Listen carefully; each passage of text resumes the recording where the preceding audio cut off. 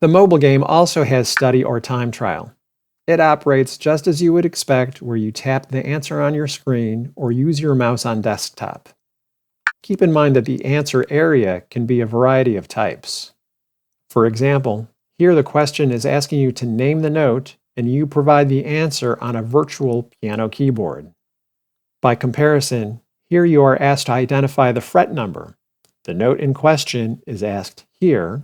The string for which you are supposed to identify it on is here, and you provide the fret number answer on the virtual fretboard. The mobile game is great because it allows you to continue memorizing your lesson even when you're away from your guitar. All right, let's demo a little bit of the mobile game, and we'll do a time trial one this time.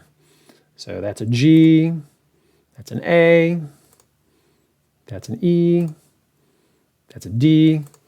You get the idea. Then we'll get to a part where instead of naming the note, we're going to name the fret number. So C is on 8, A is on 5, G is on 3, A is on 5, C is on 8, and so on.